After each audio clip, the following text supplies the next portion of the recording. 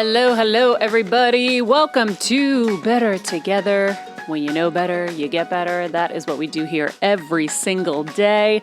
It is Thursday, February 11th, 2021.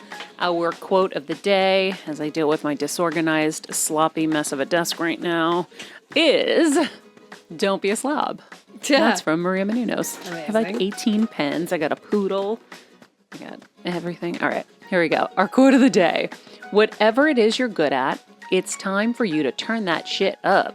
Turn it 10 times up for all those who need your medicine.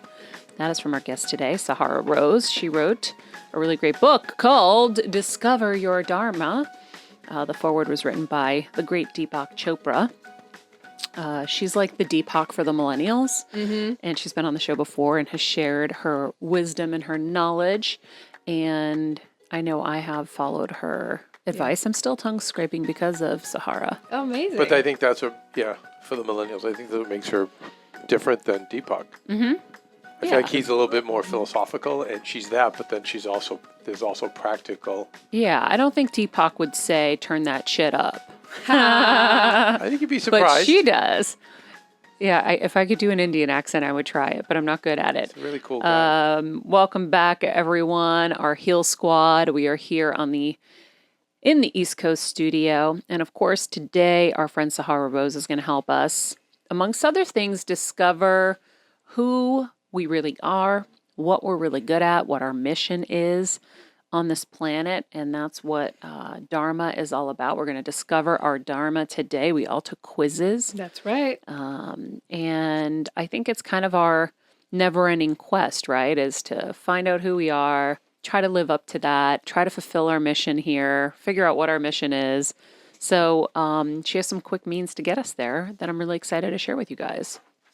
I'm excited. I'm excited. Very excited. If there's anything I've learned about 2021, it's that internet quizzes are the best way of finding out who you are. Oh, boy, Stephen. Oh, boy. Listen, You know what? I think I took the quiz. The skeptic. No, but I Yes, took the quiz. skeptic's No, back. I think that it's very broad. He's right, but by having her on the show, and I think just asking ourselves, even just to ask ourselves, what's our mission, Maria? How many do any of us do? I don't do that. I just get up. I'm wired 20th century. Get up, work hard, make money, take care of your family, be a good person. That's it. And then, but when you have people like this come on and go, wait, why don't you start looking at what your mission is? Then all of a sudden you go, wait, well, what is my mission? Oh, and maybe you're fulfilling your mission in more ways than you think. And then you go, you know what? I am actually successful. And in the bigger picture of things, I am doing what I'm supposed to do, and I am serving what I'm, So anyway, looking at her book today got me there, and I know. So I'm really excited to have her on. Very important guest. I am too. And I feel like taking the quiz, I don't know if you guys, I think you guys felt this way because we talked about it a little bit, but I wanted to answer like multiple things on there. So I'm interested to talk to her just kind of about how, like, okay, this is my one thing.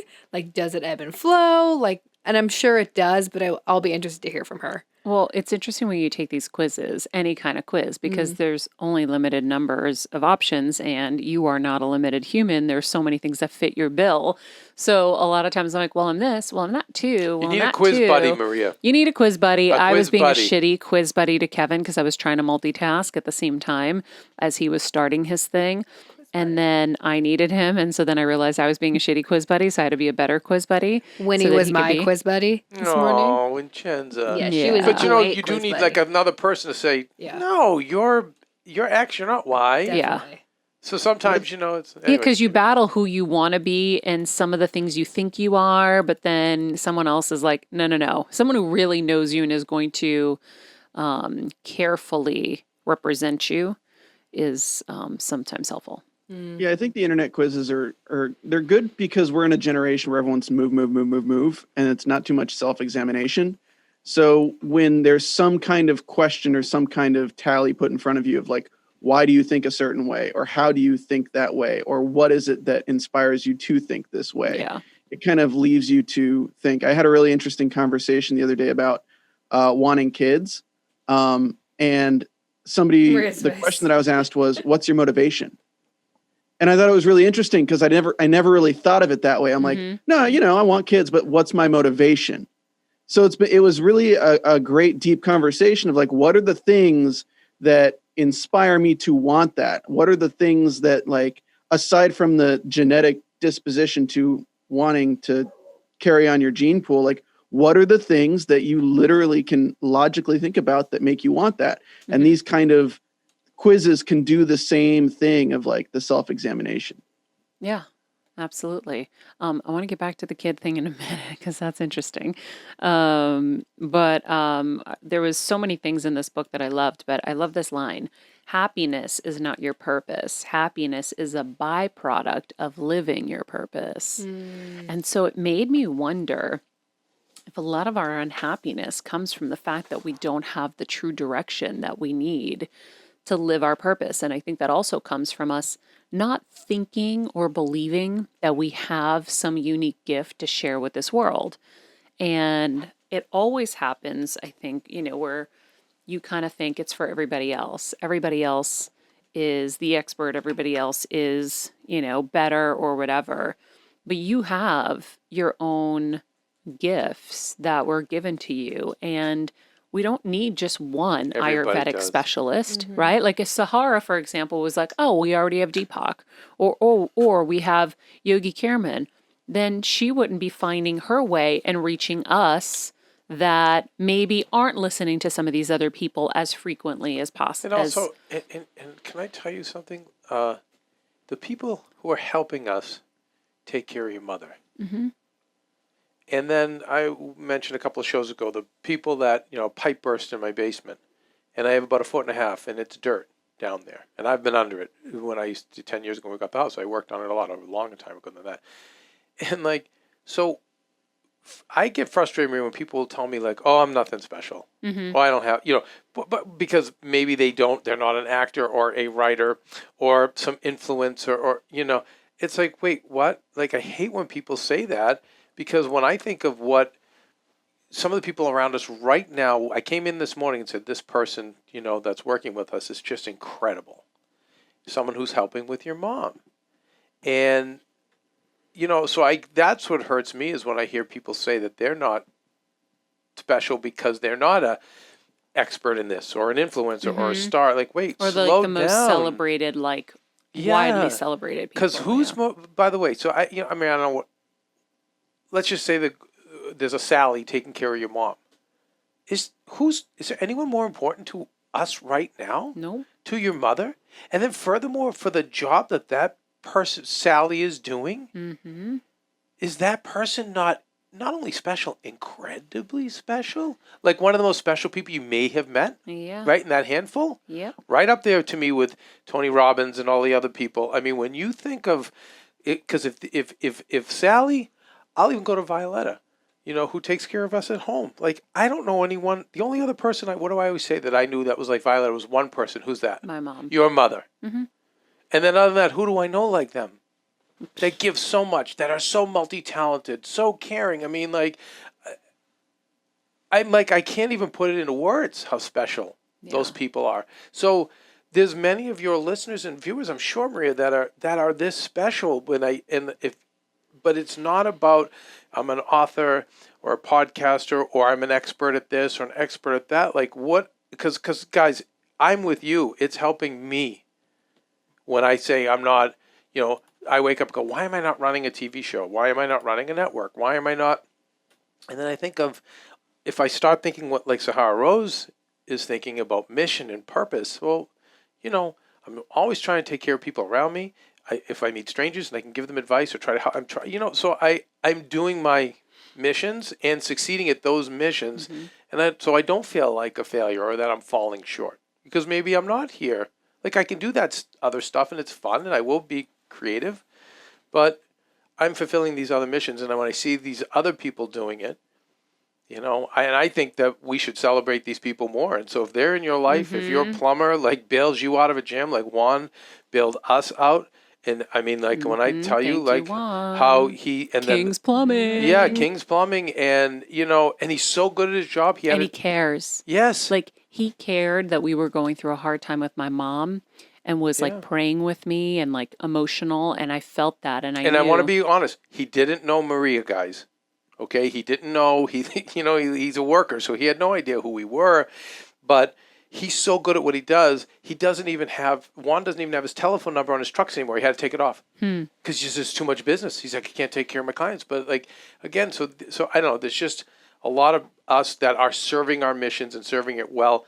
Let's pat ourselves on the back. Let's recognize what those missions are in ourselves that we're doing every day. Pat ourselves on the back, and then let's pat other people that are doing those missions on the back. So even if you have an Uber driver who's amazing, or I always go to the coffee baristas, guys and girls, because I've met some of the most amazing people at those places, how they stay patient, how they stay kind. Well, it's so important to know two things. One, that impact, no matter how big or how small in your opinion, is still impact. And two, the problem is, Kev, that they aren't seen, right? Breaks my heart. And, now we're forced to see the frontline healthcare workers, right, in this situation. But, these people largely go unseen, whatever the field is. And so we always talk about here on the show, one of the greatest gifts you can give to someone else is to see them. Because trust me, 9 times out of 10, they have never been seen and they don't know what that feels like. And you're going to move them so much. And so knowing that, I make sure I go out of my way when we do see someone that's amazing. We let them know, whether it was the waitress at the restaurant the other day when we went out to the outlets.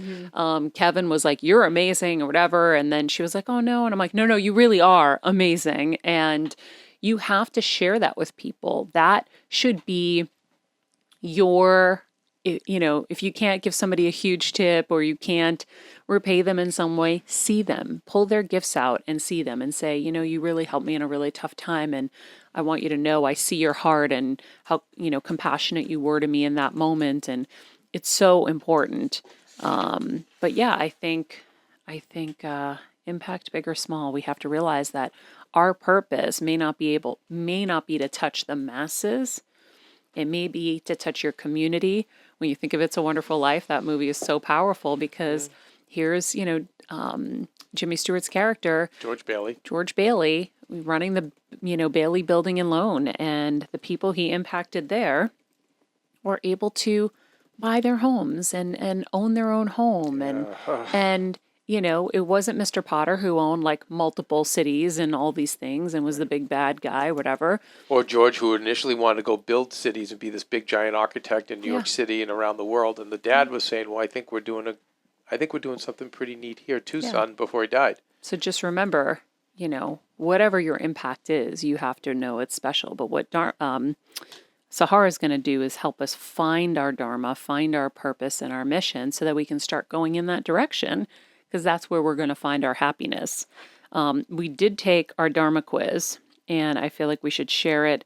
Maybe we'll share it on the air with her because real quick, Mary, time is running out. I know Regular Guy Fridays. Honey, shush with the Regular Guy Fridays. We have a lot of talk about it. There's some new plastic containers I saw at Walmart. Really convenient for organizing your food closet, your pantry. Actually, let me recognize a company we had the other day for National Pizza Day. I took my husband for a date night.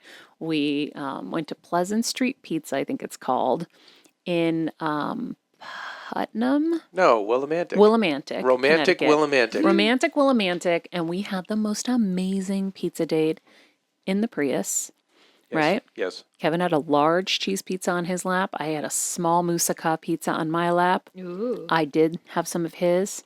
He didn't have any of mine. It was pretty delicious. Gotta say, gotta share. And thank you for bringing that up on Regular Guy Fridays. We're going to actually break down the difference between Italian pizza and Greek pizza. This was Greek pizza, but this was the greatest Greek pizza I've ever had. Greeks do it best. All right, let's get to our Dunkin' break because speaking of regular guys, it is time for our Dunkin' break, and we've got 2 more of Dunkin's limited edition Valentine's Day treats: the Mocha Macchiato and the Brownie Batter Donut. I decided I would wait to taste this live on the air. So here we go. Delish. Oh no, you didn't, guys! You did it. This is holy shit amazing. And let me just tell you what I did for everyone at home who's wondering exactly what Maria has. Wow. Almond milk. So it's a mocha macchiato with almond milk. And I did a little light on the mocha. So they only did 1 pump of mocha versus 2. So good. Perfect sweet. This is, guys, it's creamy. We like to call that sweet adjacent. Yes. Go ahead. I taste, I'm going to tell you, I taste the rich espresso. Nice. It's creamy. The mocha is just enough.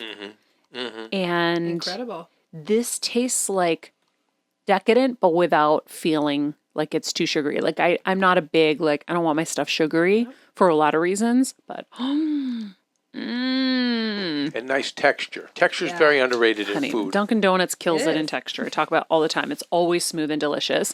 The brownie batter donut. Does anyone have that? It is right there. Oh, shoot. Well, Steven's got to start being our taste tester. Come on, Steven. I'm down. Can you throw it at the camera and I'll catch it? I'm going to give it to Kevin. No, I've had it before. No, he's going to take a bite and you get to describe it in delicious detail. It's so good. No, because it's got the unbelievable filling. Oh, sorry. Kelsey with the shit throw. No, it wasn't a bad throw. It was a bad catch. She threw it from Connecticut to Hawaii. It was a tough throw. I'm not good with my left. Hawaii 5-0 Kevin dropped it. But listen, it was a long ass throw. Even Tom Brady couldn't have completed that one. Oh, but he got it up. Maybe he there we go. And now back to your Dunkin' Donuts ASMR segment. That's right. That game was fixed. What's an Brady. AMSR? It's like ASMR audio really- stimulus. Yeah. They're really cool. Oh, It's really awesome. Talk like this. Bite into this. We got to get to Sahara. Hurry on. Kevin's enjoying his donut. It's really delicious. Thank you. Oh, do it, Kels. Go ahead. Kevin's taking a bite of the donut. Ooh, yummy. The white frosting with the brown sprinkles. It was so soft. Slash It bit Jimmy's, right in. depending on what you want to discuss, honey. Maria's wrecking my... It looks like Kevin's in the same heaven I am drinking my coffee, but he's... Honey, and you can't have one bite. Now I have to wipe out the whole thing. Sorry. I don't want to have a donut Okay, well, you right now. tell us how it tastes. I'm going to wipe out the whole thing? Does that I not say described enough? mine in delicious detail. I want to know the flavors. Holy shit, awesome. It's amazing. I am enjoying the contrast of the white icing with the thick chocolate brownie batter. Does the inside brownie donut. batter taste like you're eating a brownie inside? Wrapped in a donut? Mm-hmm. Yeah, that sounds pretty freaking awesome. Okay, well, that is our Valentine's Day special. Bring the X's and the macchiatos. Try the mocha macchiato and the brownie batter donut. Get some delivered to someone who needs a little love, guys. My God. Or order ahead on the app. Also, thumbs up for the presentation, Maria. Yeah, These things look so cool. I know. The heart shape with the... Phenomenal. So listen, Valentine's Day's around the corner. Steven, Listen, great for the gram. Steven wants for the gram. children. You can send multiple donut hearts out to many women, and you can have children very quickly. On Valentine's Day. All right, America runs on Dunkin', guys. Oh, I got a sprinkle on my intro here. And so does Better Together. And so does Better Together. And Dunkin' and us are better together. I'd like to think so. Let's continue on and start our chat with Sahara. An ancient soul in a modern body, Sahara Rose has been called a leading voice for the millennial generation into the new paradigm shift by Deepak Chopra himself. She is the best-selling author of Eat, Feel Fresh, The Idiot's Guide to Ayurveda, A Yogic Path. She hosts the Highest Self podcast, the #1 spirituality podcast on iTunes. She's the founder of Rose Gold Goddesses, and she's here to remind us of our purpose so we can all embody our missions on this planet. I am very excited to chat with you, Sahara, about discovering our Dharma. I'm so excited to be here. Every time I'm here, it feels like I'm back home because we're Boston girls. So Yes. I'm excited to be back. A Boston girl who's now in Miami, which I'm very excited. Next time in Miami, I will definitely have to hit you up and go right to the beach. Yes, it's amazing how like a 3-hour flight could be such a different environment. I know. Is it only 3 hours from here? Well, 3 hours between Boston and Miami. Okay, I might come tonight. Be on a Come on beach all through. weekend. Wouldn't that be nice? I'm in. Let's go. Let's Here go. we come, Sahara. So we all took the Dharma quiz. And let's just kind of go around the room. Stephen, what were you? Oh, you know I was the entrepreneur. Okay. Love it. Kevin, what were you? I took it twice. Artist and then entrepreneur. Okay. That seems very appropriate. Kelsey? I was the nurturer and the warrior. Ooh. I am the teacher. Maria's face. I was like, I didn't know I was a teacher. Honey, stop making noises with the Dunkin bag. Yeah, Can you just drop it on the floor? I guess I can. I'm like hearing. Okay, so you guys all had 2, except for Steven. Steven was just 1. I was 1, the teacher. Kelsey, did you have 2 because you took it twice? No, I had 2 because I scrolled down.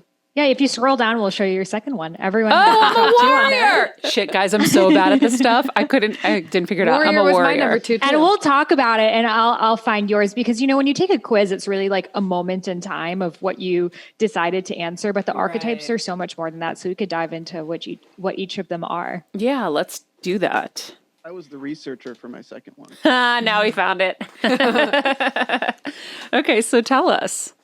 Yeah. So your Dharma is your soul's purpose. It's the big reason why you are here. And it's not just what you do, but it's more how and why you do it. So think of your Dharma like your mission statement. Your Dharma can be to bring beauty to this world, or to connect women to their bodies, or to help people in their relationships, or to connect people back to nature. So this is like our overarching mission statement.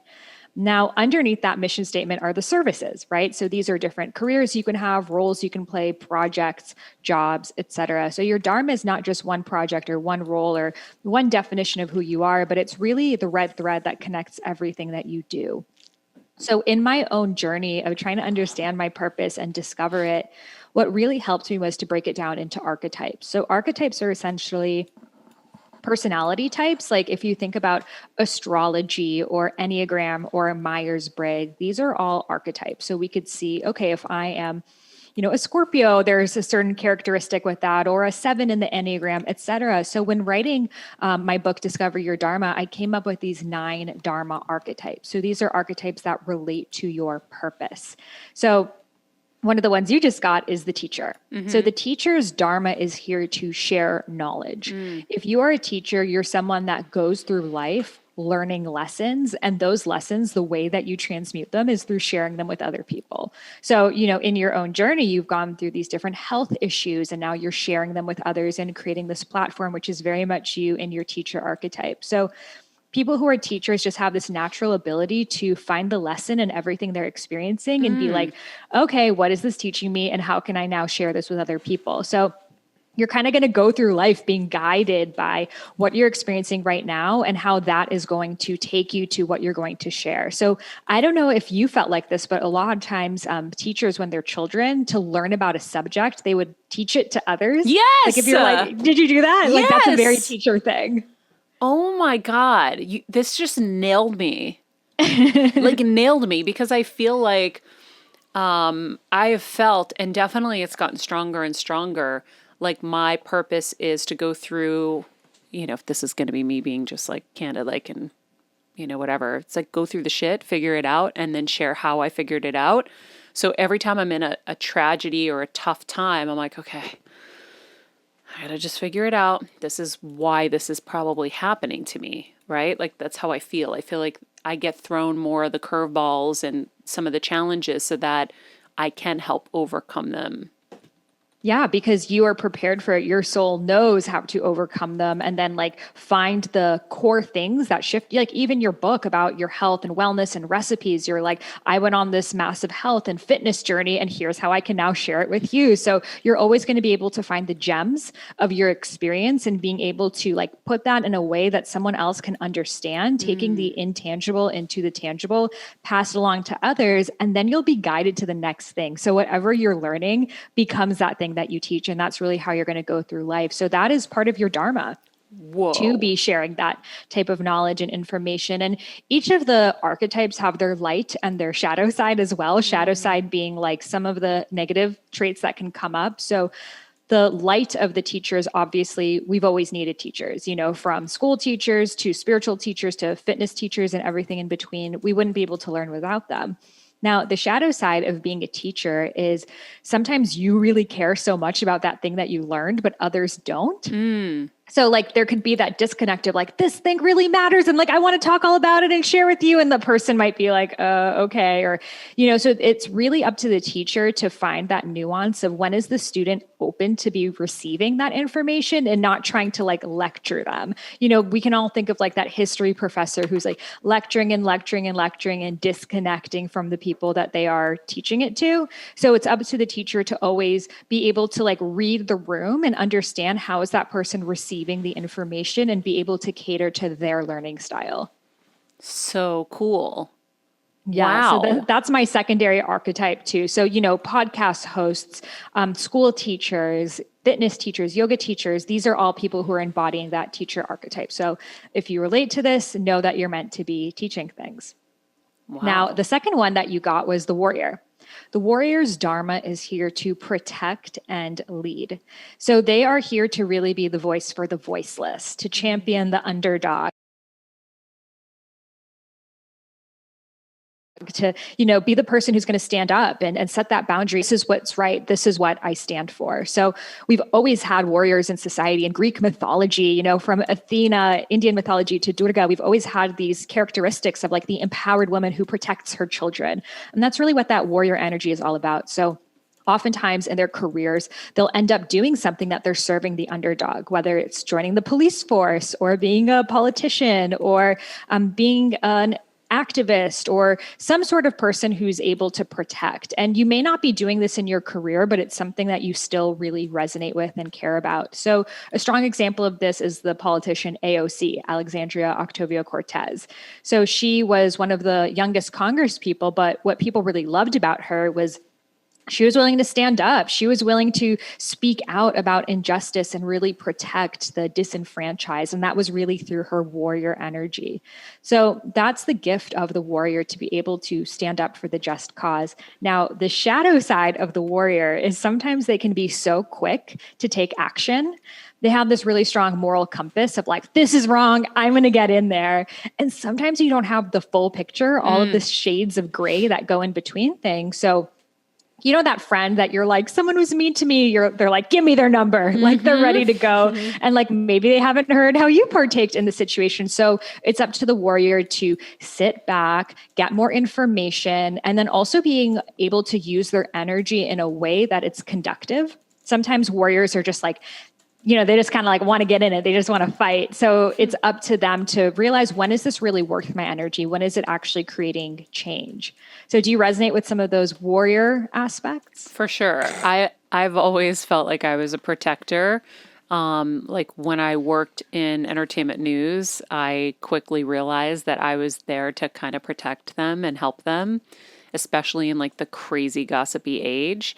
And I, we have a favorite wrestler. His name is Brock Lesnar. So Kevin tells me I take people to Suplex City sometimes. Like there's only been a few people that have gone to Suplex City, but if you are crossing the line and hurting people I love, it's verbal.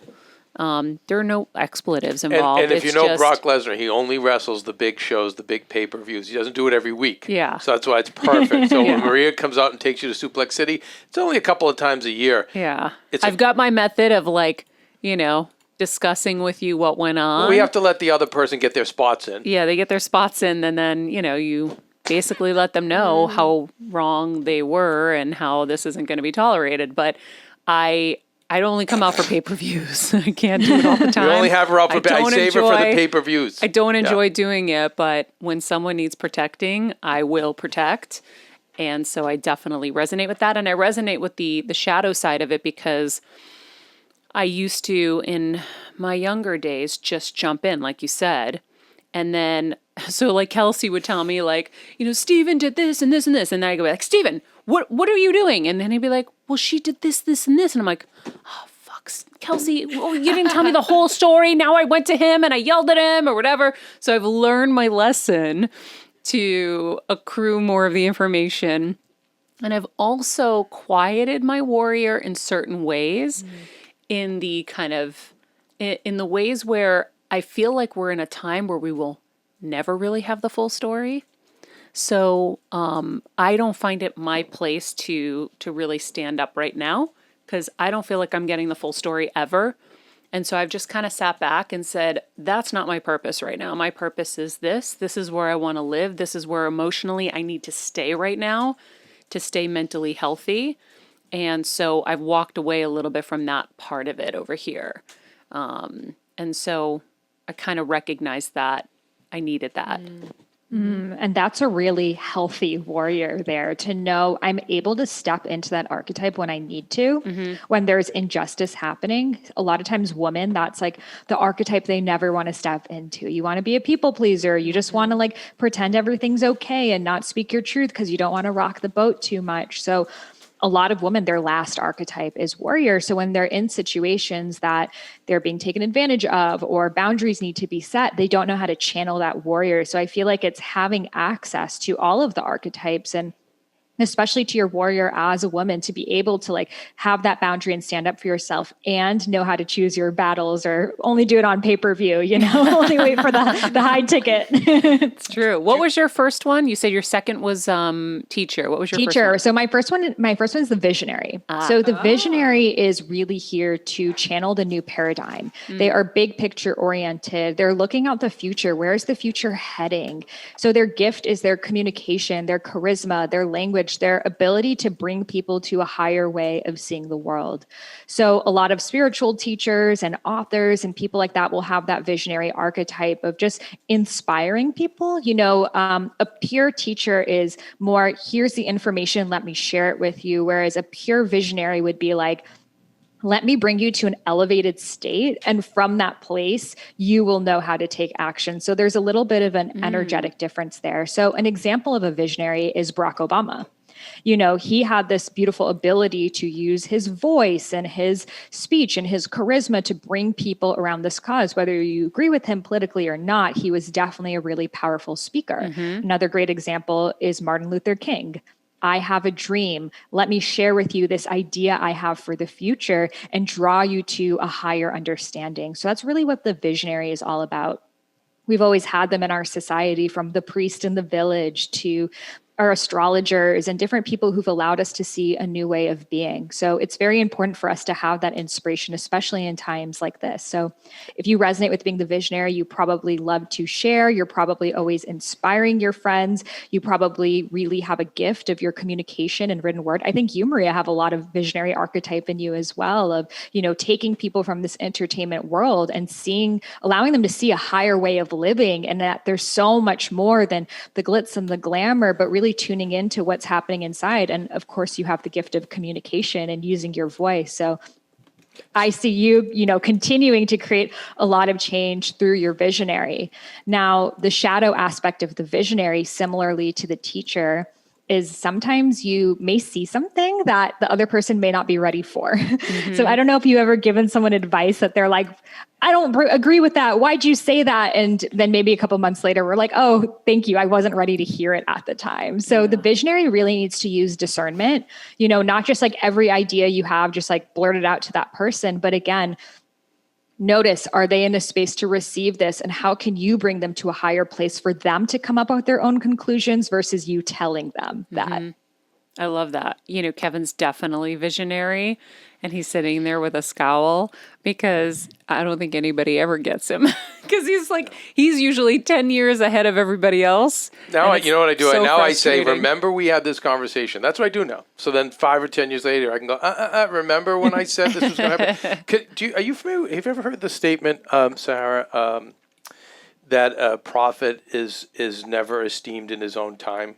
Yes. And I think what I'd love you to speak to is, so when you think of Martin Luther King, he was shot and killed. You think of Gandhi, he was killed. I think Barack Obama has been murdered by, the media and the public, considering who he is and what he did and who he still is. Can you speak to, when you're a visionary, you really are going to open yourself up to not only you'll have your shadow self, but the shadows of everyone else. Right? Like it's not as sexy and fun. Not an easy road. Right? Can you speak to that? And Because you're seeing stuff that no one else is seeing. Well, and I think for a lot of people out there who listen, especially you have a lot of women listeners, Maria, so a lot of moms have this amazing intuition. You're women, you just have this, I always have to ask women around me, like, what's really going on? And you guys just have this like spider sense. and it's fantastic. And so there's a lot of visionary there. So can you advise us on how you cope with the all the darkness that comes with it? Because people don't necessarily we don't celebrate our visionaries like we should in a society often. Yeah, I love that you brought that up. So, if you are having these visions, know that it's coming to you for a reason. It's not accidental. It's not a curse. It's not something that you should try to bog down and just try to be normal like everyone else. Your soul, in some sort of way, chose this. You are ready for this. You are meant to be a messenger for this wisdom. Now, of course, read the room, make sure you're safe when you do it. However, the only way the world has shifted is through these visionaries expressing that vision. If it remains in the attic of your mind for eternity, how is that message going to make it to the world? I believe that ideas are universal and they're going to land on the people who are meant and have the capacity to bring them into our physical reality. So essentially, your dreams are dreaming you back. And the very reason that you have these dreams is because they are gifted to you because you are the ideal messenger to bring them to life. Write that shit down. Wow. Wow. I think that's the thing that a lot of people have a hard time with, right?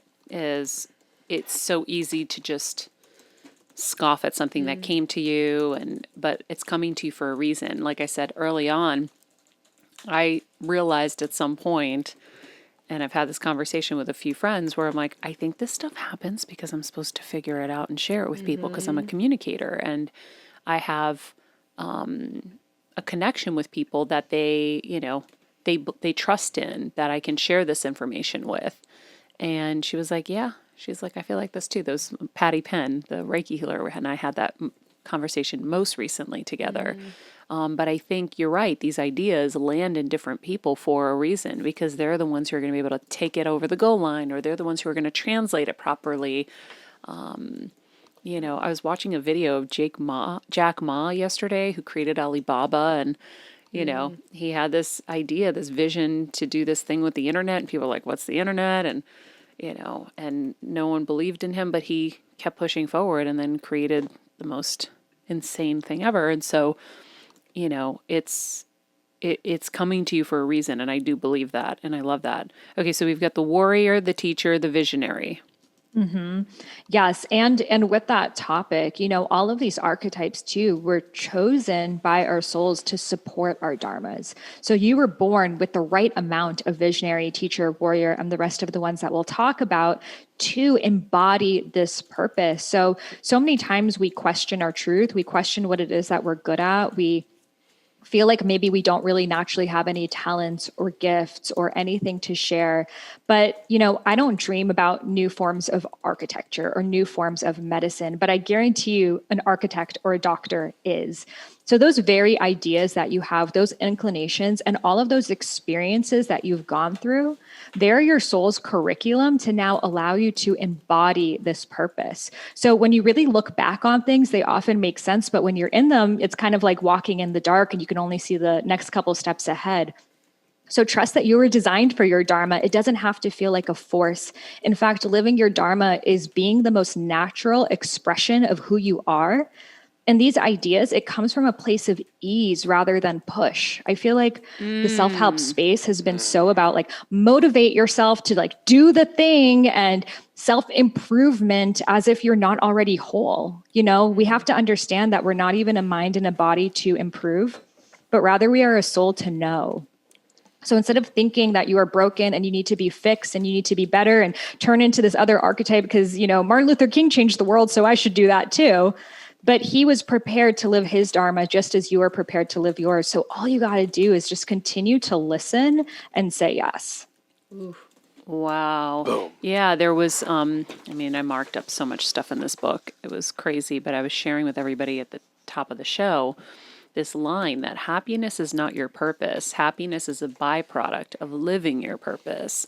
And what I found so interesting about all of this is that I think a lot of us don't know our purpose, and that's what leads to that disconnection and that misalignment or whatever you call it, or just that feeling of just unhappiness, because you're not living your purpose and you don't even know you're supposed to have a purpose. So that's why this show is so important today, because I want everyone to know that you do have a purpose. And Sahara is going to help you find what that purpose is so that you can open it up. And I think, once you find yourself and you realize that you do have a unique set of gifts, like I said earlier, if you had, woken up one day and said, well, who am I to be an Ayurvedic, teacher and thought leader on this? Like, there's Deepak Chopra and there's all these other people. Why me? Well, because there's already a Coke and a Pepsi out there, then you wouldn't have come and reached us. So there doesn't have to just be one of anything. And depending on what you choose to do with your Dharma, whether your impact is felt by masses or just your community or just your family, then you've done your job. Absolutely. I think so often we feel like living our purposes is a selfish act. Who am I to do that? Or, my family sacrificed for me, so I should sacrifice back for them. And we have all of these stories that it's selfish to be happy. It's selfish to be living in alignment, when the polar opposite is true. If I had all of those fears and doubts times 1,000, right?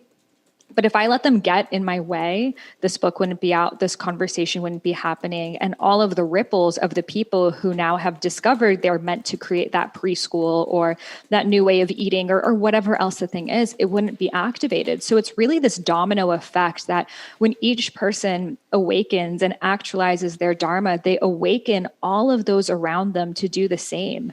So we actually don't realize the responsibility we even have to be living our Dharmas. And in fact, keeping it to yourself is really the most selfish act, because the world can only come into balance when each of us is living in alignment with our Dharmas. Ooh, yeah, I read that in here. I thought that was really powerful too.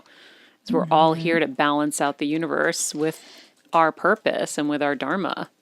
And it makes Yes, so much it's sense amazing. about families too, because a lot of us feel like they're lower middle class or middle class, or even upper, and they put us through school, and then we don't want to let them down. So we want to be a lawyer or a doctor. This is the path I was pushed into, and so I really do understand that. But as I coach parents now, I'll always say to them, "Did you not work like you killed yourself to do all this stuff for them? Am I right about that? Yes, I did. I worked 3 jobs or 2. Okay, great. But did you not do it so they could have something more than you? And not more like in terms of cars, but more in terms of choice and opportunity. And sometimes I'll even go so far as to say, what did you really want to do? I know you're X, Y, and Z, but I really wanted to be a lawyer. I really wanted to be this. My dad wanted to be a lawyer. When he admitted Did he really? Oh, yeah. I'm like, okay, so you know what? Like, now I get a chance to do what I want to do, but didn't you pave the way? He said, yeah, that makes sense. And so, yeah, I think that really hits a lot with a lot of people, because we do feel we don't want to let mom and dad down. I think there's some of that's good, because, it's nice to have, somebody kind of pushing you. But at the same time, like, yeah, I totally hear what you're saying, especially with a lot of ethnic families too. It's like, no, it's like doctor, lawyer, business person, nothing else.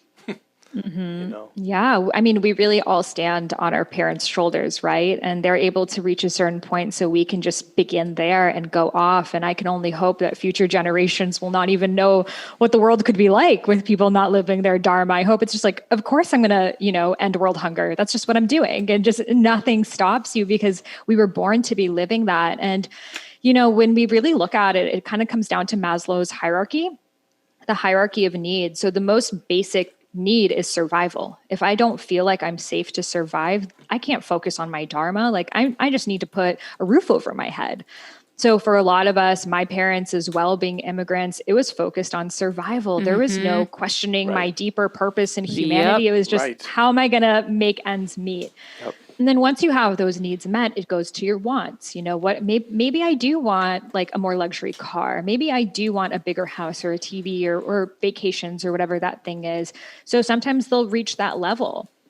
Now, if we were so fortunate enough to have our survival needs and even many of our wants met, the next place we're going to go is self-actualization. questioning our deeper reasoning in society and how we can be of service. So yes, living your Dharma is a privilege. Most of the world is not questioning this. And because we have this privilege, we have this responsibility to be doing so, to be able to create the solutions to the world's problems that only we have the space from this place right now to be able to even think about. So neat. Okay, what's our fourth Dharma? Yes. So the fourth Dharma archetype is the artist. So the artist is really here to bring beauty to the world. So they are someone that everything they do is going to have an essence of beauty to it, from their social media feeds to their outfits, their home. Like, you can always tell it's theirs, right? We can all kind of think of this person in mind, or maybe you are that person and you really care about the look and the feel and the texture and the small details. So the artist archetype is really receiving information from so many different places. So they can be very, very energetically sensitive. Loud noises, crowded places, it may be too much for them because they're picking up on so much. So artists often need a lot of space to themselves and can kind of be hermity. They're someone that whatever they go through, they will transmute it into art. So you go through a breakup, you turn into poetry, or you're in your old house and you like start, making collages out of things. That's just how you express and see the world. So thinking of Frida Kahlo, what a profound artist, but we could see her signature style, like in her home, in her outfit, in her dress, everything that she did had that Frida touch to it.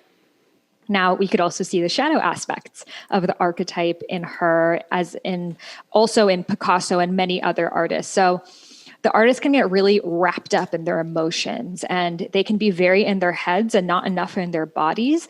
So things may feel very, very overwhelming for them, and it could even turn into manic depressive periods. So that's why a lot of artists throughout society have even created their best art from that place. And that can actually create an addiction to pain and suffering, because you feel like, well, that's my muse, so I need to continue to put myself in these situations for me to find the art from it.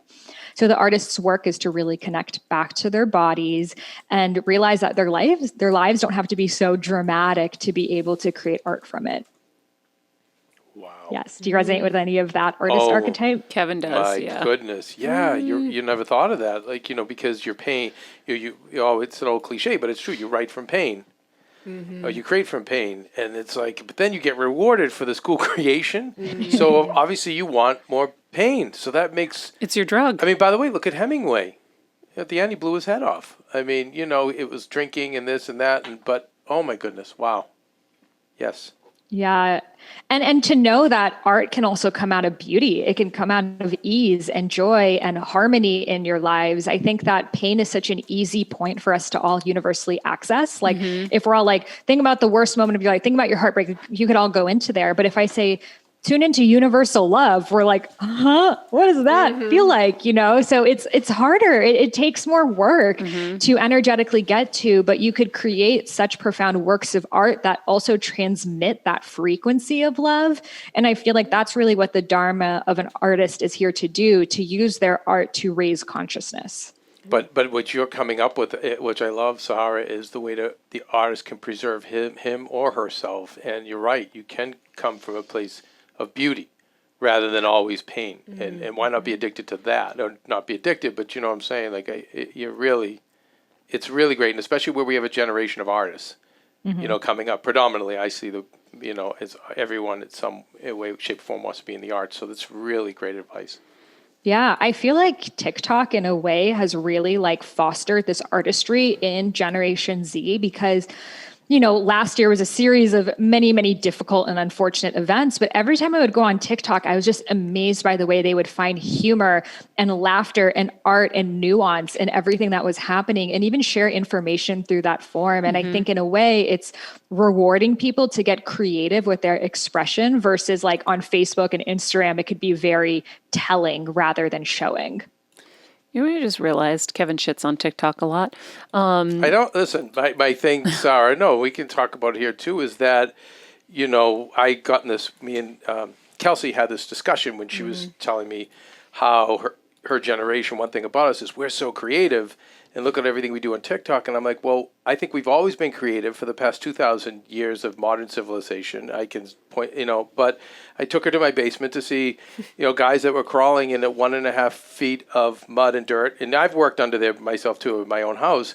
But I'm like, where are these people? Because your generation, like, yes, TikTok to me is great. So, but it's a reward. It's I work for my art, and I just think we've gotten away from celebrating work and those missions. Whether it's helping people through your trade or your it's not all about writing a symphony or doing a great TikTok. So I don't want to like monkey wrench any of this, but it's like Kelsey's giving me this look like, see, and I'm like, no, I stand my ground. Yes, Sahara. No, but I had a new TikTok realization. after you shovel snow. But I had a new realization. What is your realization? First of all, you're just projecting your own anger Yes, I am. on everybody this is else. my shadow side. Yes. This is my shadow You're like, archetype. if I can't just do my own art, then you can't either, damn it. suffer like me. You got to work for your art. That's No. what I'm saying. So I do your plumbing work and then make your TikTok. I understand where Kevin's coming from. Let me translate his Yes, anger. rebuttal. His anger is that everyone just wants to be a star now. Nobody wants to work. And he's like, look at these people who literally are the salt of the earth,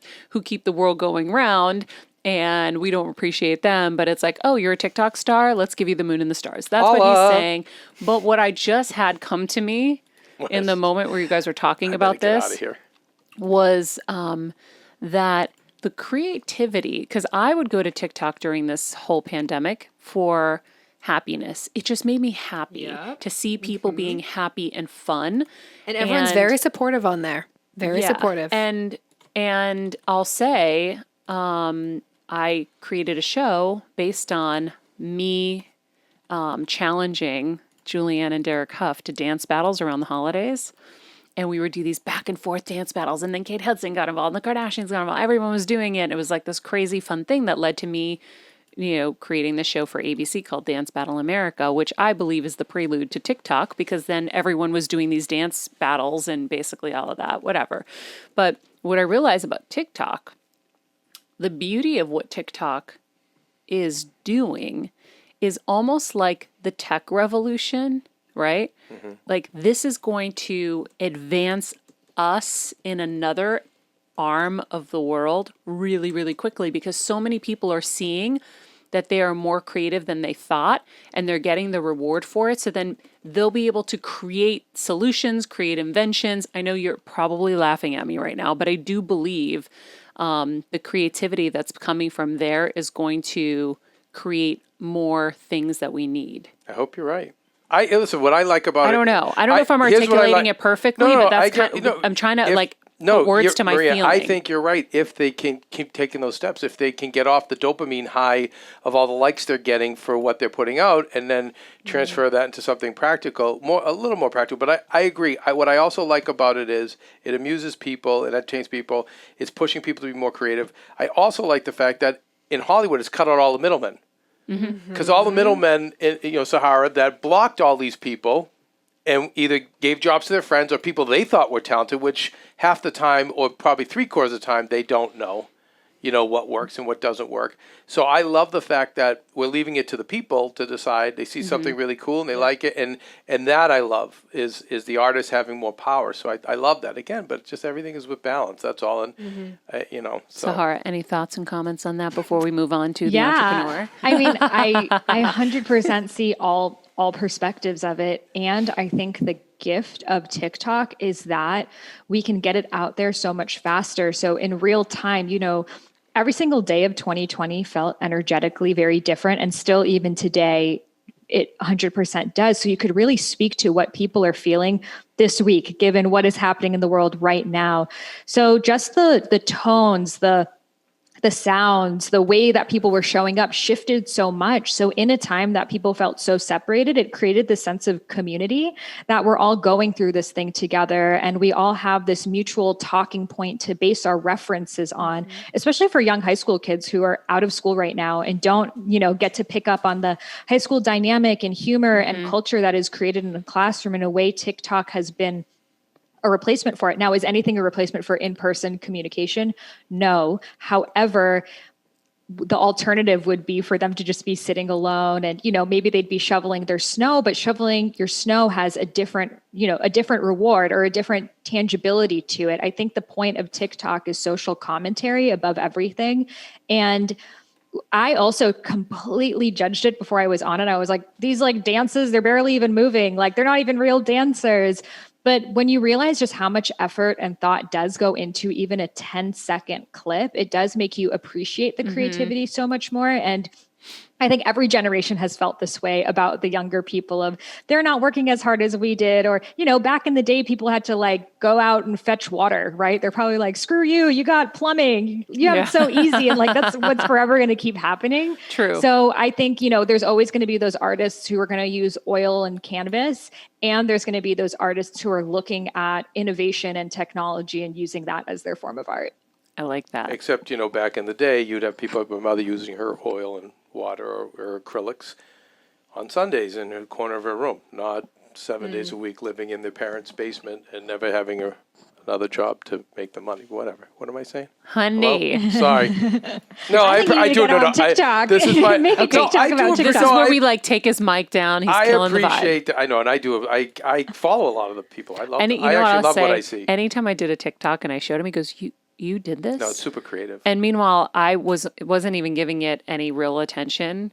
And he was like, wow, that was really cool. And I was like, oh, thanks. Well, that and, and I said it earlier, but Sahara, I don't know if you agree. I feel like personally, TikTok out of every social media platform is really positive. It's just pure like fun. People people are actually well. hyping one another up versus Instagram's like, the oh, you're so pretty, oh, you're so this. No, versus TikTok's like, this is amazing, you're awesome. Like, I don't know, that's how I feel about it when I go on there. So I like that element of it, especially like teaching our younger generation, like, no, it's more than what meets the eye. Okay, Dharma, not TikTok. Moving on. Entrepreneur.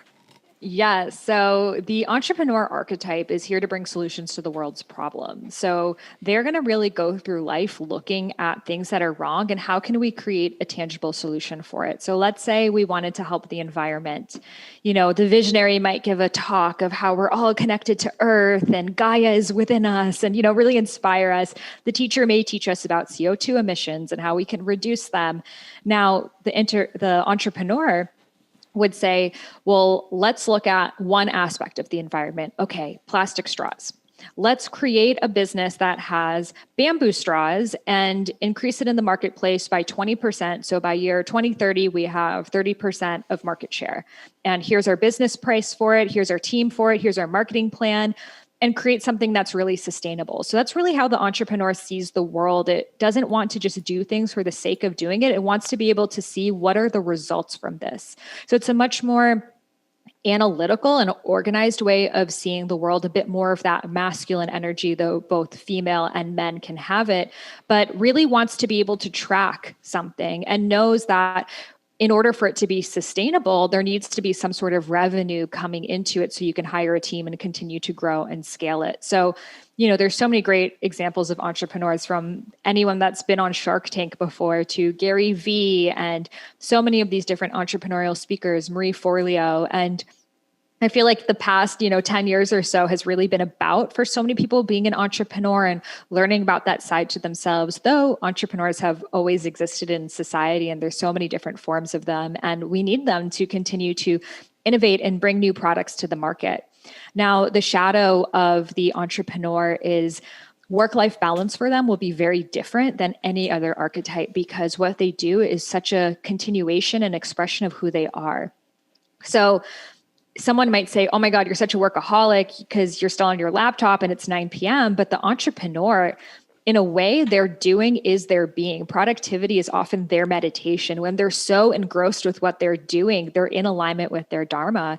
And I speak about the sacred doing. The sacred doing is when your being merges with your doing. So when you're so deep into your doing, you are being. And when you're so deep into your being that you cannot help but do.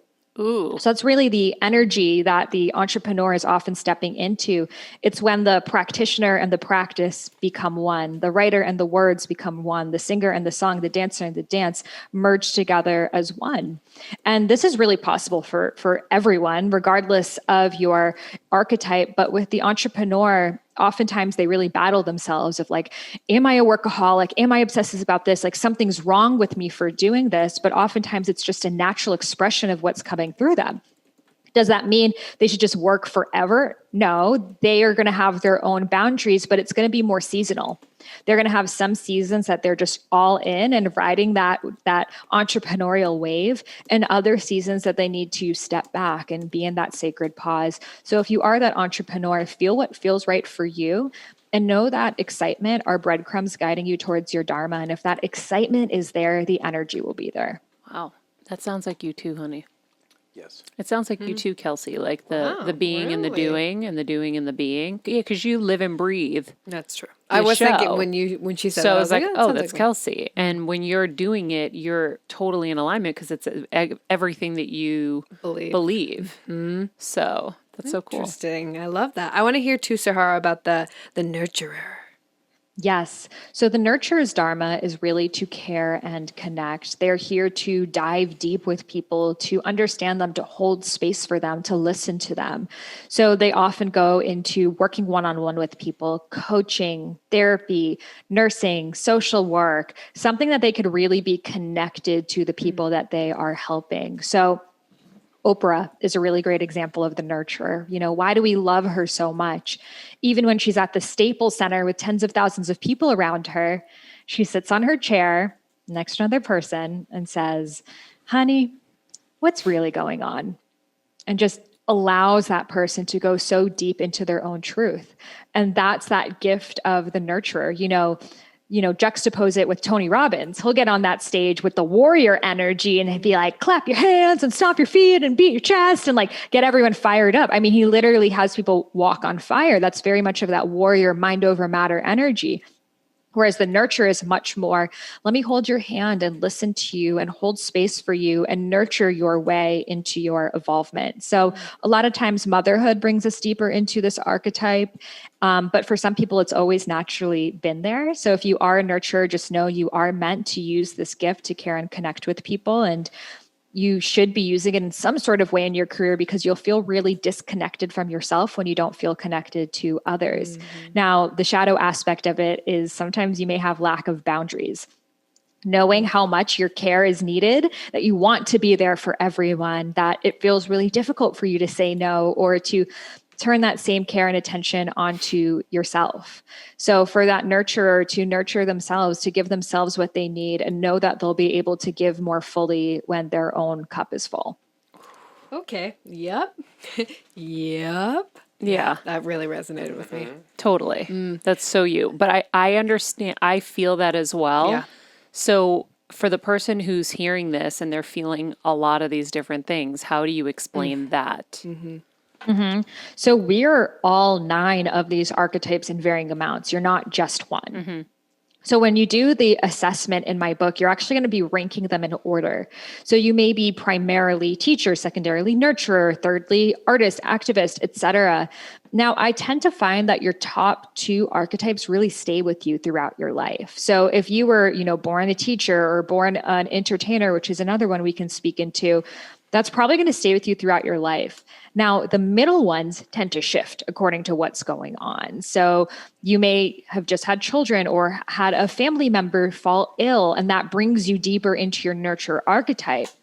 However, does that mean that now that's your primary Dharma? Not necessarily, unless that was something that you were born with. So we tend to naturally as kids be that expression of who we are. And then life throws us different curveballs and different archetypes show up. Then we tend to have one archetype that's our least one, the one that we really don't want to do or get into. Maybe for someone, it's the entertainer. They really don't want to be on camera. Or for someone else, it's the warrior. They don't want to have confrontation. And that tends to be where your biggest work is. Because if you don't have balance in all of the archetypes, if you're not able to step into them, there's going to be kind of this hole in your pocket that's always going to be there. So, for me, my last archetype was actually the warrior. I was like, I don't want to have a confrontation. I don't want to have awkward conversations. Like, I'd rather just let it go. It's not a big deal.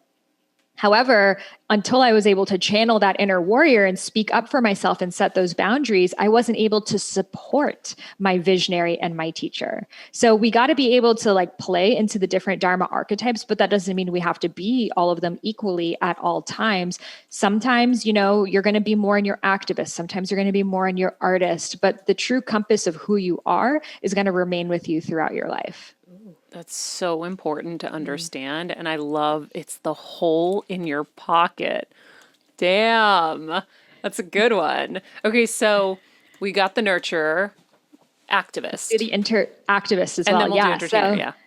The activist is here to bring about change, social, political, economical, financial. They're really grounded in what's going on in the world around them. So they're like, how are we going to, you know, become one with the universe when the children are hungry and our environment is being destroyed? And there's all of these very, you know, 3D problems happening in the world, and their attention is really focused to that.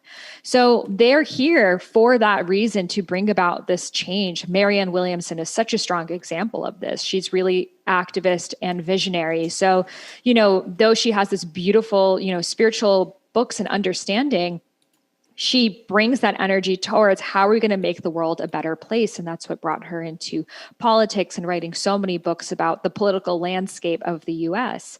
So that activist is really deeply rooted. It has this sense of responsibility of, you know, we're here on this earth taking up space and resources. So it's our duty to give back. So in many ways, 2020 was the year of the activist. We got to see our own relationship with our inner activist. Is it really uncomfortable for us? Or were we all in? And of course, we're also going to have different causes. For some people, that is animal rights. I know for you, that's a really big cause. For someone else, that could be the environment or our food system or child trafficking, or so many different issues out there. But the activist is really going to come through that lens of being grounded by how we can create solutions. So the shadow aspect of the activist is, I know I have felt like this before, but we have that stereotype of the angry activist. You're putting out so much effort and so much energy into creating change, and no one else is caring. No one else is even doing anything. In fact, they're annoyed or mad at you for caring so much. So it could feel like you're just kind of chipping away at this wall that's never going away, and it can get you really resentful and really angry and burned out.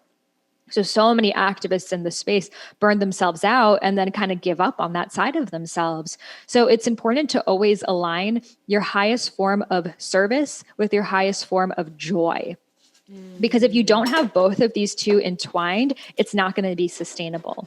You know, we can all try to be of service in this way, but if we're not enjoying it and we're not truly passionate about it, it's going to fall through. And that's really what performative activism is all about.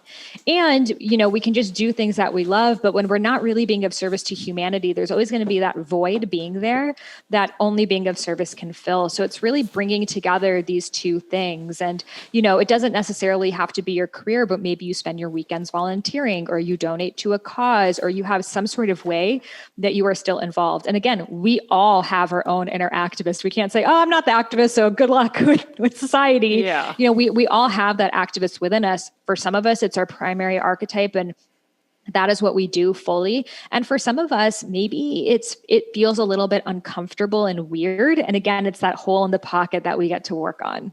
We have neighbors, you know, here, Sahara, that it's so beautiful that, you know, older people from a different generation, and we just learned that they spend, I think, is it one day a week, Maria, that they clean the street? They go up and down the street and just pick up trash. Norma and Mitch. No way. I think Were they the ones with the koi issue?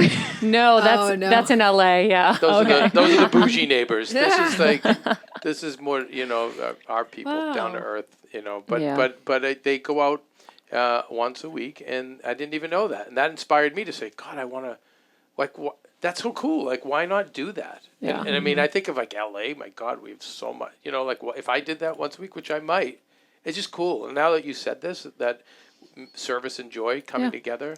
And I think there's, you know what I mean? So it doesn't have to be going out and saving the whales. You don't have to be Greta, you know, Thunberg is it? So I always mispronounce that. But you can do it in microtransactions in these little ways. Yeah, It's very absolutely. cool. Okay, the entertainer, we're running out of time.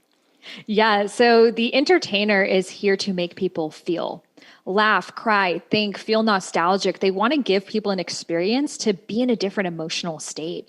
So they literally morph and shift. They're always reading the energy of the room and the space, and in a way filling that void.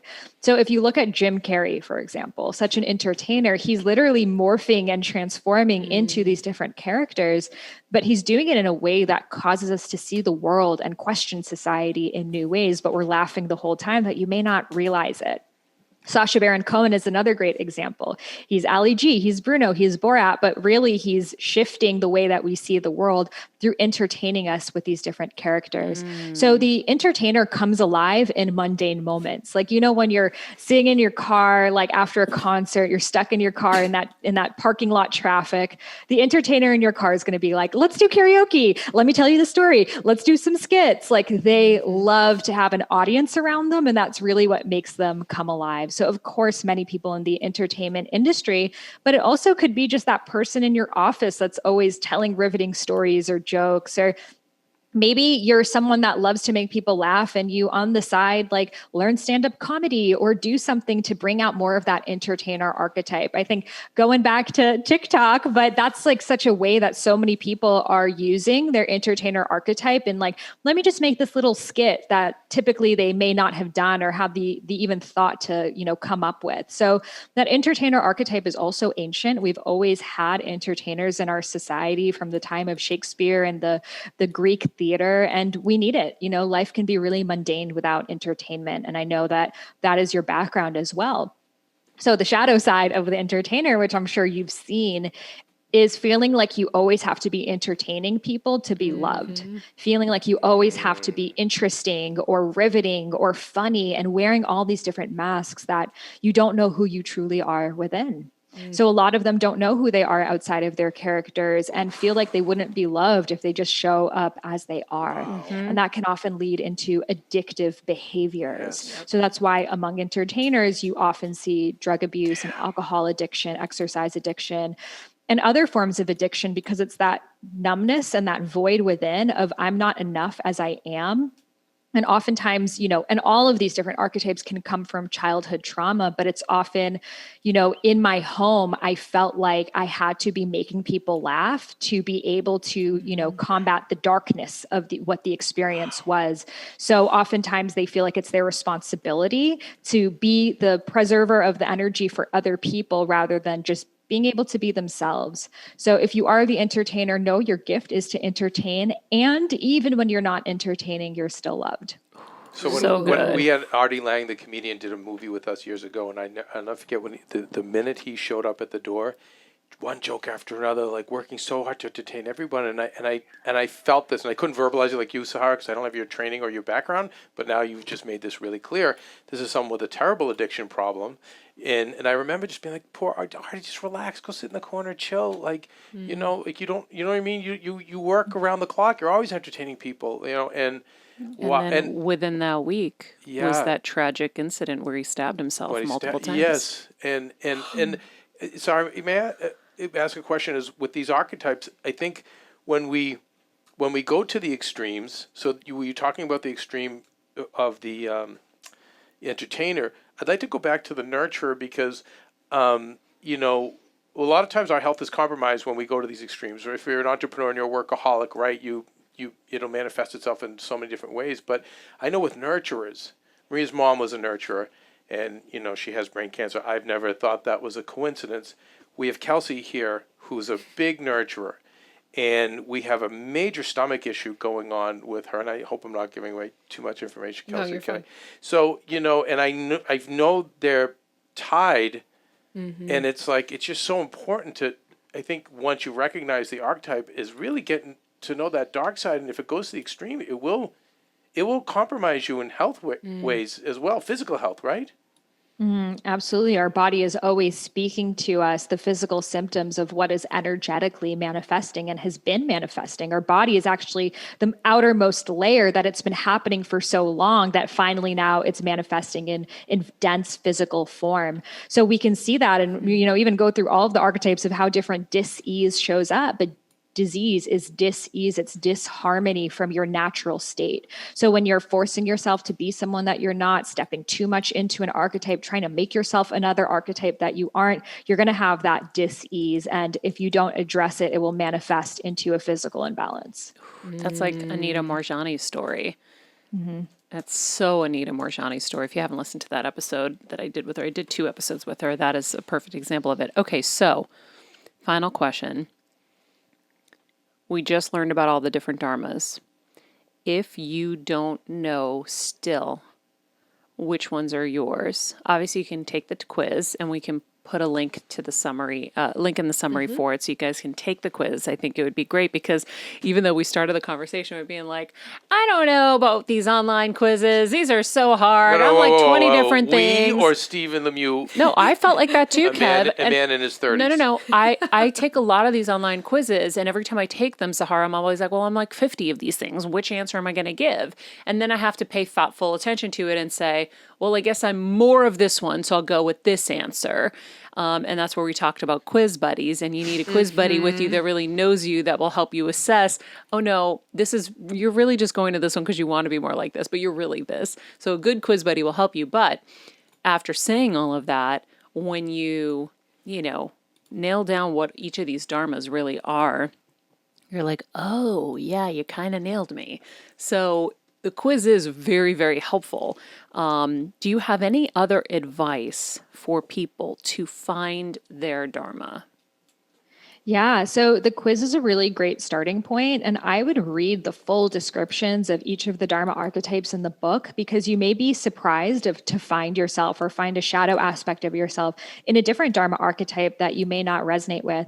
The one archetype we didn't get to, which I'll just briefly share so they're not forgotten, is the researcher. Oh, yeah, I know. Stephen. Was it Stephen that was the researcher? I think his secondary one was the researcher. The researcher is going to be sitting in the corner like, you didn't say me. So that researcher is here to understand deeply, to be curious about the world, to look at the details. And I feel like so often in our society, we just blindly share things of like, here's this thing I saw on Instagram, must be true. And the researcher is really going to be the one to go into the data and the analytics and the background of something. So researchers can be both past focused or future focused. So past focused researchers are really looking at history, why the world is the way it is based on the past. And future ones are really looking at where the world is going, technology, sciences, data, all of those types of things. But really both of them are going through the details. So I just wanted to make sure I didn't forget them because the researchers are taking notes and paying attention. So the researchers. My mom's a researcher. Definitely. Yes. Yeah, no, very important. Yes. So the researchers, Deepak Chopra, for example, he has the researchers as well as the visionary and teacher. But even through sharing his spirituality, it's very much science oriented. How can I prove this with research? Dr. Joe Dispenza, super researcher of how can I show someone with all of this research and analysis and data and facts that meditation actually works. So that's going to be the unique way the researcher sees the world. So if you're listening to all of these and you're like, I feel like sometimes I'm a researcher, but sometimes I want to do art, like, do I have to choose one? Again, take the full assessment. You're going to be able to see what are the orders of your different archetypes. And then moving forward from there, I have a process called the Dharma Blueprint process. It's in the book. It's the next chapter. But essentially, you're going to put together these 5 different categories, your Dharma archetypes, the mediums that express through you. Is it writing, speaking, dancing, singing, research, creating things with your hands? What are the mediums coming through you? What are you excited about? Because again, excitements are breadcrumbs guiding us towards our Dharma.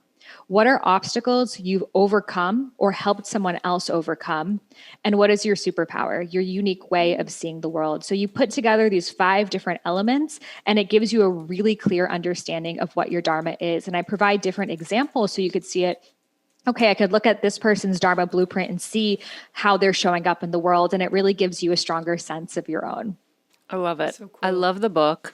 And Sahara, I have to just say that you are amazing. And you just keep like leveling up your amazingness. Like you just are so eloquent and you're so great at teaching all of this. And you can just feel how much it is you. And I love it. And I loved watching your journey, and having you here. I think you have so much that you're sharing with the world and with us. And like I said, I have so many marked pages in here and so much more. So we'll hopefully be able to do another episode at some point because there's so much more to get to. Do a heal event with her. Excitements Let's do an Ayurvedic heal event. Yeah. I'll reach out, Sahara. That'll be so much fun. Excitements are breadcrumbs leading us to our Dharma. I mean, I think that's really it for somebody who's, confused and has multiple things going on. Like, what gets you excited? What lights That's you the up? It's like clues. resonance and dissonance, right? Like you can talk about it in so many different ways, but it's like whatever's lighting you up, like go down that path, follow those breadcrumbs. This is so great. Sorry, I third everything Maria and Kelsey are saying about you. It's really wonderful. Well, thank you guys so much for having me. It's always such an honor and pleasure and so much fun to be here. I'm always so excited and I'm so grateful that our Dharmas brought us together. And I'm so excited to see the aha moments that listeners experience and where it takes them and the domino effect that living your Dharma really has. So thank you for giving me the opportunity to be here. Of course. So if you guys take the Dharma quiz, which we will put I'm going to be your everything guinea pig, you Sahara. need. I'm telling you, this is so cool because we're in such a period of transition, as you know. So everyone is now going, "Hey, what really? What are we doing here? What am I doing here?" And I'm in. I'm going to be giving you my updates. Like, this is really cool. Yeah, I want everybody share with us on social or wherever you find us at this point. You can find us in the YouTube comments. You can DM us. I want to know what your dharmas are, and do you feel like you're living them, or do you feel like now this is going to push you to live them more? And I think that would be really cool to get to hear from everybody. The book is called Discover Your Dharma. It's available wherever books are sold. The quiz is going to be linked in here, and you can find Sahara on Instagram at I am Sahara Rose. And thank you so much. Thank you for having me today. All right. She's amazing. She's such an angel. She is so just grounded, knows her stuff. Yep. Is she's just again. This is when I believe in angels, Maria, because angels speak through all you guys. You know what I mean? When you see like a 21-year-old, even like Stallone to write Rocky at like 29, like how Insane. And that's older per se, but like when you see, Kelsey and I were talking about some of these there's a young singer. I think she was 20, and this beautiful song. I'm like, how would she be able to tap 17. into 17? How would you tap into this experience, this emotion? So I just think What I love, But my Sahara Rose, favorite thing that she said, basically, and I'll encapsulate it in my way, but is stop trying to force something that isn't you. Yep. Right? And I do that a lot where I'm like, why am I not more like that? Why am I not more like this? Like actually don't do Yeah, that. I do. I have those internal discussions sometimes. Not with me. Well, not with you. Because to me, you're the standard of like just, you're the one. Well, maybe because you know you're like that, but then you will tell me. You are, though. I agree with Kevin. I Take am your foot what? off the pedal. Meaning you. You are so you. Yeah, like Yes, you're, Maria, I you're agree. like, I'm doing, listen, I'm going where my heart is now. I'm helping people. I mean, you might internally feel like that, but externally, I'm like that, and everyone else is, and you're the one like, hey, stop, man. Just whatever you're doing is fine. You know what I mean, Maria? Like, I'm glad, like, you think you're like that, but you actually, you're ones to teach and guide us to say, guys, like, come on.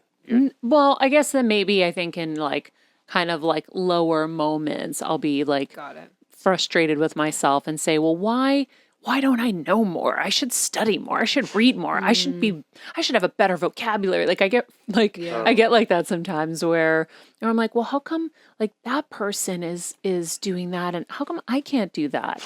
And like I'll just say that stuff to myself sometimes. I literally never hear you, especially about other people. I never hear you say that. And in fact, it's Stage Dad who's Stage Dad who's always going like, Dad. how come this one is this when you're actually genuine, authentic, and you care? And you're not like that, Maria. You're like, eh. I don't think you can are I either. tell you how many battles I've had to get Maria's name in the title of a show with Maria Menounos. Maria's like, I don't know care. you don't. I don't care. I'm like, I really don't. yeah. So anyway, Maria, no, you're pretty good about Thanks, being babe. you, and I think that's what's really special. And the rest of us need that lesson. And you know what else you're really good at too? Because I have heard you say things like that before, but you shift out of them in like 2 seconds. You're like, why didn't I get that, or why am I not doing that? And then you're like, okay, well, I'm gonna keep doing my thing. You're so good at shifting, and I'm always like, yeah, shifting something that I've really, really worked on in the last 4.5 years. It's really kind of good. a Greek thing. Well, Greeks are pretty solid with who, there's certain cultures that are like, yeah, we're good. Yeah. Yeah, maybe. I just love the word shift because I just am it's like, a great word. You get zinged and then you're like, let's go this way. Let's shift. Okay. Yeah, the shift thing's been helping me with like going to positive thoughts over negative. Yeah. Why would you waste your day? I've wasted. Oh my God, you've wasted so half much a century. time. Yeah, you've wasted a lot of time. Like anytime he's going down that rabbit hole. Stephen, how did you feel about your descriptions that she gave you for your dharmas? I thought it was interesting because as like the researcher, I definitely see the fact that like I have to know what's going on, and it kind of pushes me to kind of sit in the corner and examine as opposed to be involved like the warrior. Because like with the warrior, I can do that, and that's what Kevin calls Russell Wilsoning, basically. Like the warrior is Kevin's Russell Wilsoning of situations. But for me, it's like I don't want to have to be the warrior all the time. Like it kind of is like super draining for me to have to be the incentive behind everything, right? So as the researcher, it's like nice for me to be like, okay, well, I want to learn about this. So let's go learn about this and let's figure out that. And then as the researcher develops, I have those solutions from the things that I've just kind of studied and tinkered with without needing some kind of motivation or incentive behind it. But then with the entrepreneur, it's like, okay, I have all that. How do I make money with it? Like, how can I take this to create a feasible product to develop economically with these skills that I've developed as the researcher?